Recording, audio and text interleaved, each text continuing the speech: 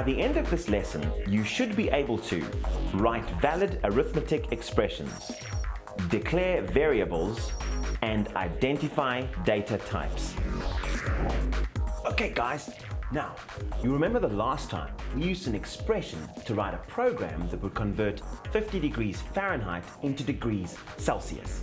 I remember, but would it not be nice to have a program where the user is able to input a temperature in degrees Fahrenheit and the computer could convert that temperature into degrees Celsius? I agree. In order to do that, we need to explore variables and how variables can be used when writing computer programs. And we also need to identify different data types.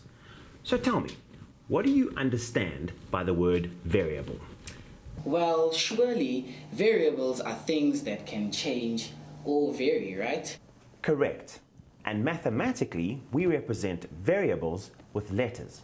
So, if we were to write the formula for the conversion of Fahrenheit into degrees Celsius with variables, we would write it like this. So, C equal to, open brackets, F minus 32, close brackets, multiplied by 5 and divided by 9. Now we call C and F the variables because they have values that can change. So we can say that C and F are placeholders for the values. That means to find out what a particular Fahrenheit temperature is in Celsius, we substitute F with the Fahrenheit value, do the calculation, and that'll give us the answer. It's the same in programming. We use variables for values that can change while the program is running. But at any particular time, we need to find out what the current value of that variable is. So the computer needs to remember what that value is, and the only way it can do that is by storing it in its memory. So, in programming, a variable is a location in memory to which the programmer gives a name. Now, Java is what we call a strongly typed language. That means that it wants to determine the type of expression so that it can decide whether integer or real arithmetic must be used. Therefore, it must know the type of every variable, and the programmer needs to tell the compiler what the type of variable is as well. So, all variables we use in a program must be declared. To illustrate these ideas, let's look at the temperature conversion program you wrote previously. We declare the variable in the method after the curly bracket. Write in Fahrenheit temp and Celsius temp on 2 new lines. When we declare a variable, we must state its type. For example, here we want integer values of temperature, and so write int in front of the variable's name, like this. Now remember, we must end the statement with a semicolon. These 2 statements declare 2 integer variables or locations in memory, one named Fahrenheit temp and the other Celsius temp. And these locations are exactly 32 bits each, since we declared them as ints. Now Kamal, what value do you think is in each of these memory locations? I don't know. Aren't they empty? But think about it carefully, Morwa. How can a word of 32 bits be empty? Each bit must be either a 0 or a 1, so the word has to represent some sort of value. If all the bits are 0, well then the value is 0. So Kamal's right when he says that he doesn't know. There's no way that we can know the value of Fahrenheit temp and Celsius temp. There could be any combination of zeros and ones. Some programming languages set every variable at 0, but Java, it's different. It checks that you definitely give a variable a value before you use it. We say that we assign a value to a variable. If the Java compiler cannot see where you give a variable a value before you use it, it'll give you an error. How do you give a variable a value? We use the assignment operator. In Java, the assignment operator is represented by the equal sign. The variable that's being assigned a value must be on the left-hand side of the equal sign, and the value that's being assigned must be on the right-hand side of the equal sign. The value you give a variable doesn't have to be a simple literal value. It can be an expression like this. Now, the assignment operator has the lowest precedence of all the operators, so the whole expression on the right-hand side is evaluated first, and then the result of the expression is assigned to the variable on the left-hand side. So, let's write the program. We'll do that in a moment. First, let's recap on what we've learned about variables. A variable is a named location in memory. It must be declared and its type stated. It must be assigned a value before it's used. This means a variable has a name, a type, and a value. I remember that when we learned about spreadsheets, we also talked about data types. Quite right, Morwa. And do you remember what those types are?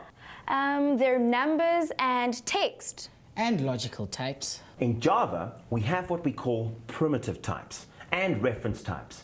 Besides numbers, we also need to be able to remember objects.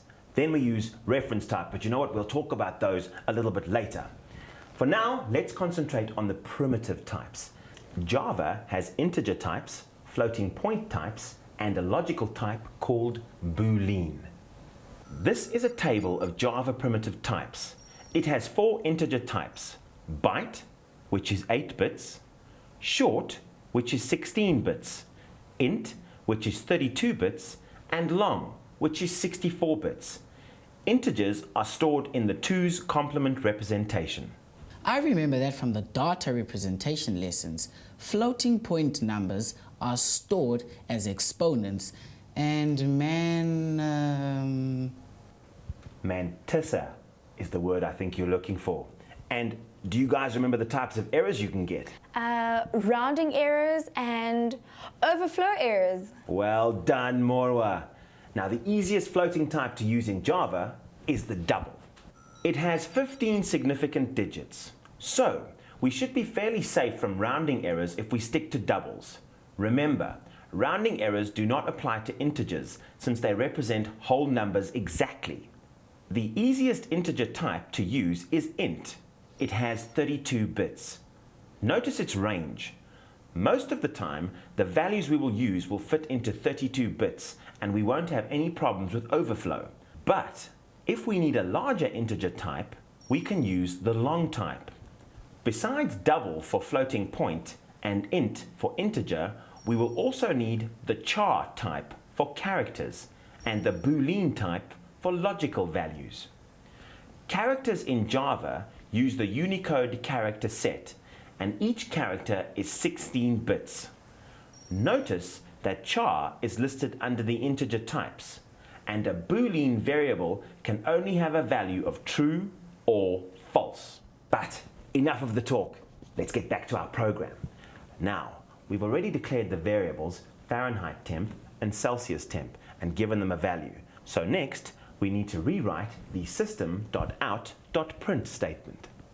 The parameter for the method this time will be the variable Fahrenheit temp.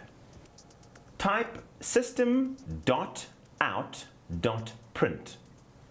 Open round bracket, Fahrenheit temp, close round bracket, semicolon.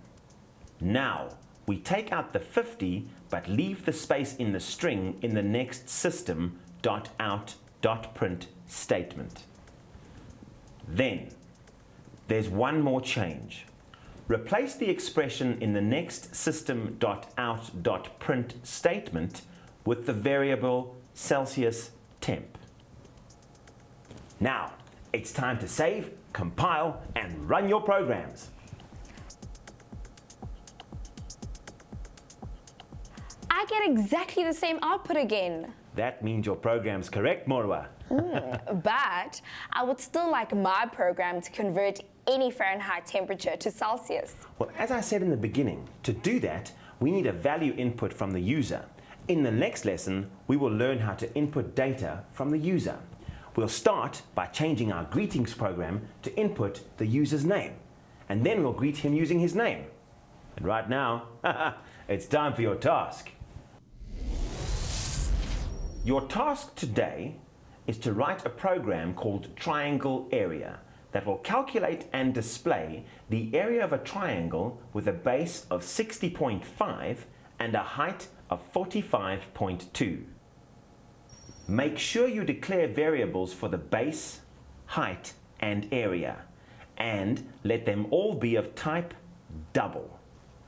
The formula for the area of a triangle is the base of a triangle multiplied by half its height. Oh, I can't believe it. Where's the time gone? Until next time, guys. Happy programming.